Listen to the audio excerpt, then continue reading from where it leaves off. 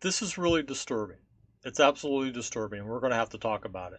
Did you know that there are medical providers, medical professionals in this country that are performing pelvic exams on women while they're under anesthesia for other purposes?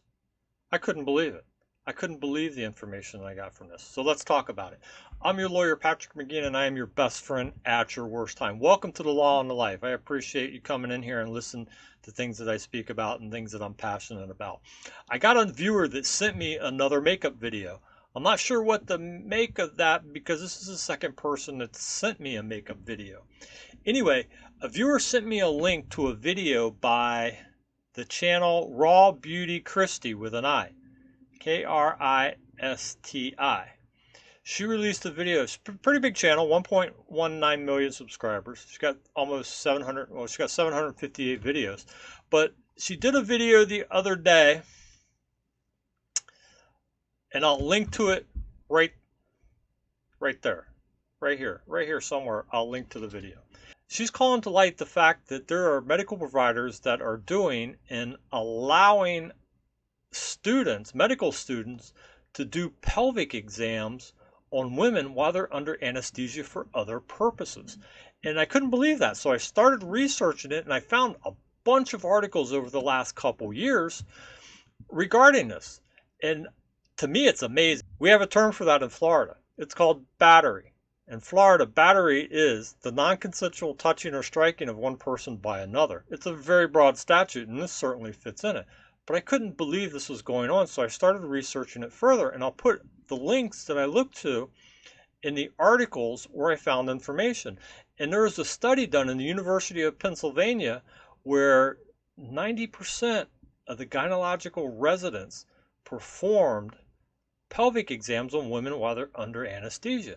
And I just couldn't believe it. Of course, I had to look further into it to see if Florida addresses this. And fortunately, Florida does. 2 years ago, they passed a law, our section 456.51, which requires consent for these type of exams. And I have it up here for you to read it if you want to read it. So here's the pertinent part in section 2, statute 456.51, paragraph 2. A healthcare practitioner, a medical student, or any other student receiving training as a healthcare practitioner may not perform a pelvic examination on an anesthetized or unconscious patient without the written consent of the patient or the patient's legal representative, executed specifically to and expressly identifying the pelvic examination. If the pelvic patient is unconscious, informed verbal consent must be obtained for the pelvic examination in addition to any written consent obtained. Consent is not required if, and then it has several exceptions, in criminal cases or by court order. But paragraph 2 is what we're really concerned with here. And this involves the revocation. If somebody violates this, their medical license or their healthcare license can be revoked. And they should also be able to be charged under the criminal battery statute, which is a very broad statute in Florida.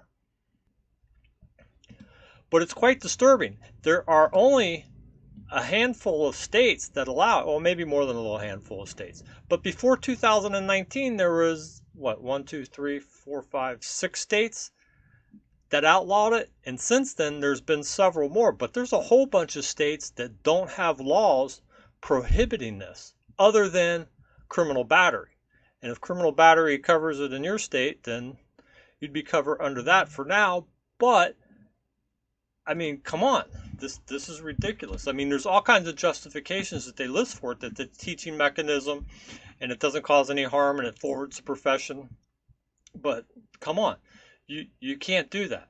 You can't touch people unless they give you consent. If they do give you consent for one thing, you can't go beyond the scope of that. It's a crime. So I just wanted to bring this to light so my viewers know about it and you're aware of it. And Florida does have a law against it, as well as several other states, but not all states. A lot of states do not have any restrictions on this, and apparently it's a very large practice. Take a look at the articles I cited below and let me know what you think down in the comments. Thanks for joining me here on Law and the Life. I'm your lawyer, Patrick McGeehan, and I am your best friend at your worst time. If you like this type of content, please like and subscribe.